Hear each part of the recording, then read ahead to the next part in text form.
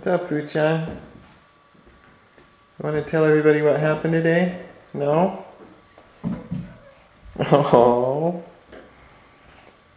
Well, it's Sunday, March 9, and today we finally finished tiling the kitchen and dining room area. It's a little bit dark in here, but we'd done most of it by last weekend, and we just kind of chipped away at it a little bit on the evenings during the week. And then today, well, when we got to the very end, it turned out that in fact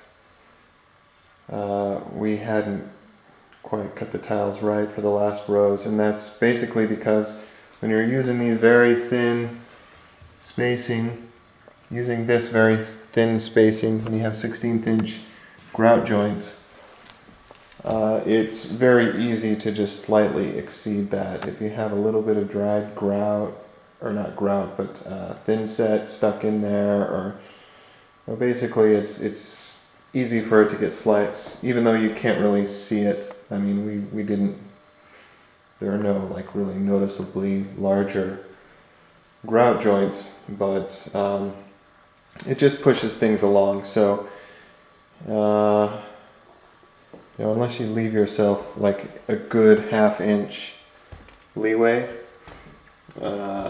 you're likely to run out of room. So we had to rent the tile saw one more time today and do a little more tile cutting. We also decided to go with the aluminum edging here. It's kind of hard to see in this light. Hi, Sadie. But we did that, and when you do that, you have to be pretty spot on with your cut. So there's that. So it's all filled in. And here we are in the kitchen. We also filled out the kitchen there, did the last couple rows, basically where you still see spacers. That's where we worked. So it's finished. And one other thing here, well, there were a couple of things that hopefully we won't regret.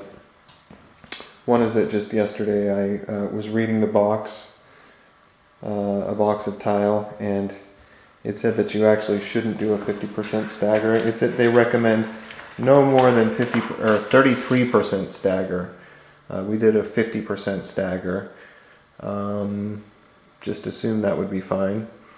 But they said that due to ANSI tolerances, and I don't really understand exactly what that means, but that they recommend no more than a 33% stagger. I have to assume that basically having done a 50% stagger, we have compromised the strength of the floor somewhat. Well, hopefully no major problems arise as a result of that, because obviously we can't go back and do it over. I guess we'll put it to a good test when we roll the refrigerator in here, which I'm sure weighs a good 500 pounds or something. So anyway, I also saw at some point after we'd already begun the installation that they recommend a 3/16 inch spacing. We went with 1/16 inch, which I think looks good with this tile. So again, hopefully there will be no problems. I can say one thing though about using the really thin grout joints, 16th inch, is that when you're not, very precise in terms of leveling your tiles one to the next, it's more noticeable. And there are some, little ridges here and there between these tiles. They're not all perfect, but such was the case with the marble floor as well. And I'm really happy with the way the marble turned out. So hopefully once we get the grout in and then everything, and we'll just be super thrilled with it, much as we are the bathroom. So we'll see. We'll probably start grouting tomorrow. And that's pretty much what's happened since the last video, though. Yesterday I did get this half of the living room prepped, screwed down, and I've got the first row of underlayment here.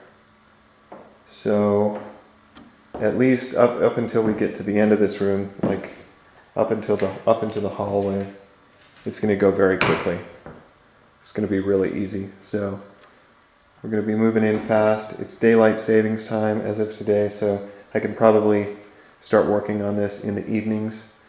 And so this is like Gandalf and the riders of Rohan returning to Helm's Deep to save the Battle of Helm's Deep in the morning, basically. Like, we've been feeling like squatters for over a month now, and as this floor gets filled in, it's really just going to kind of make this home look and feel like a home again, even though we'll still have our share of details to take care of, not the least of which is a window covering there,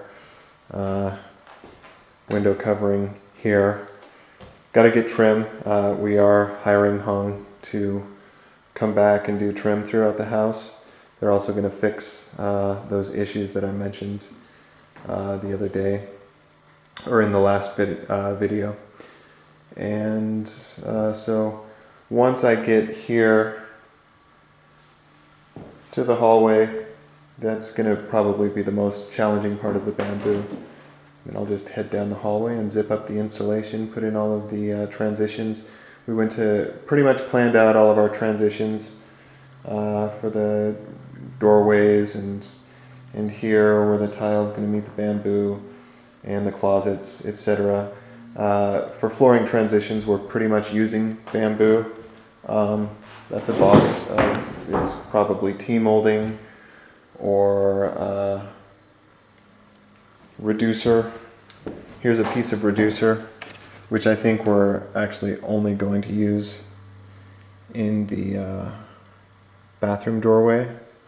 I think we're going to go ahead and use T-molding right here. We were kind of playing around with that, and even though we are going to have about a 3/8 inch step up from the bamboo to the tile here, I think that the T-molding is going to work out okay. I really think it's going to leave practically no gap, and I think that's going to be the way to go for us. So we're still not totally sure about that, but and then we got this other, I can't remember what it's called, but this other type of transition that's going to go around at least my closet and the fireplace there. So that's it. When I do another video, I'll probably do it next weekend. I think that this will finally really be coming together in here, and we won't have all of this bare plywood. So until then, say bye, Fuchan. Fuchan. Say bye. Okay. Until then, good night.